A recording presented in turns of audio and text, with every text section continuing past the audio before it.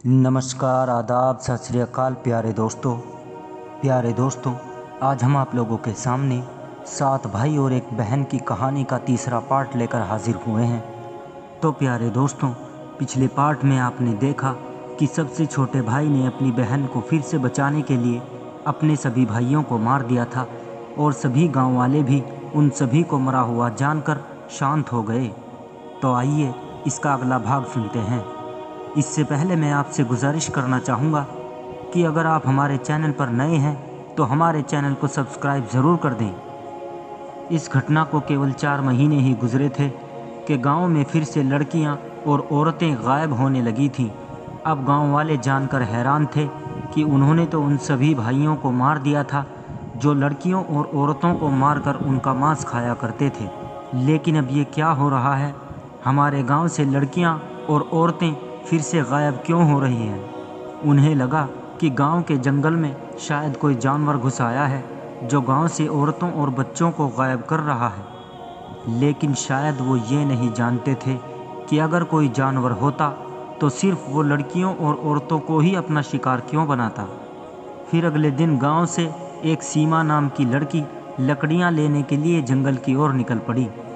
लकड़ियां इकट्ठा करते करते वो न जाने कब जंगल के बीचों बीच पहुंच गई, उसे पता ही नहीं चला।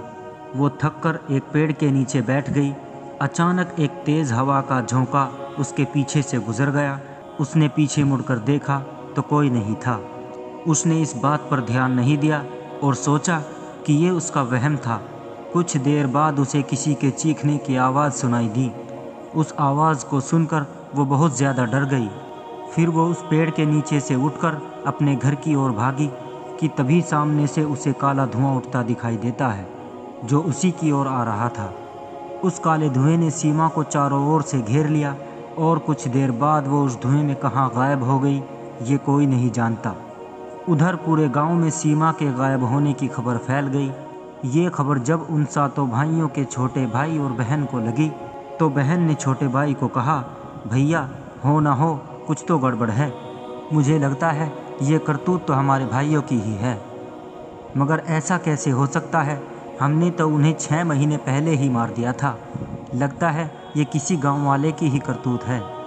हमें पता लगाना होगा कि ये हो क्या रहा है। अब छोटा भाई और बहन गांव के साथ मिलकर जंगल की ओर निकल पड़ते हैं।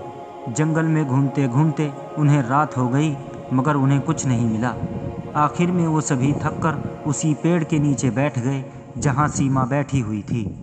तभी सामने से उन्हें वही काला धुआं उठता दिखाई दिया जिसमें सीमा गायब हुई थी और फिर एक डरावनी चीख पूरे जंगल में गूंज उठी। गांव वालों को ऐसा लगा कि शायद ये चीख सीमा की है जो अभी एक रात पहले गांव से गायब हुई थी। फिर उन्हें सामने काले धुएं से एक काला साया निकलकर जंगल के दूसरी तरफ भागता दिखाई दिया जो बोल रहा था, आजा आजा री बहना, हम नहीं थे तोर दुश्मन। ये सुनकर छोटा भाई और बहन समझ गए कि ये आवाज़ तो उनके सबसे बड़े भाई की है जिसे उन्होंने 6 महीने पहले ही मार दिया था। फिर अब ये वापस कैसे आ सकता है? वो सभी सोच ही रहे थे कि तभी काला धुआं उनकी ओर तेज़ी से आया और उन सबको उड़ाकर एक वीरान खंडर में ले गया। खंडर में पहुंचते ही एक आवाज़ फिर से गूंजने लगी, आजा आजा री बहना, हम तोहार मांस नहीं खाई। सभी ने चारों तरफ नज़रें दौड़ाई मगर कुछ नज़र नहीं आया। खंडर के एक कोने में एक बहुत ही डरावनी मूर्ति थी जिसकी आंखों से आग की लपटें निकल रही थी। उस मूर्ति के पीछे से किसी के मंत्रों की आवाज़ आ रही थी, ओम क्रीम क्रूम चामुंडाय नमः, ओम क्रीम क्रूम चामुंडाय नमः।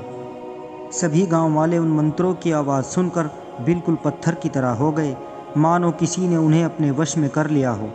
मगर छोटे भाई और बहन पर उन मंत्रों का कुछ भी असर नहीं हुआ। अब छोटे भाई ने आवाज़ लगाई कि हम जान चुके हैं कि तुम हमारे ही बड़े भाई हो और हमें ही मारना चाहते हो।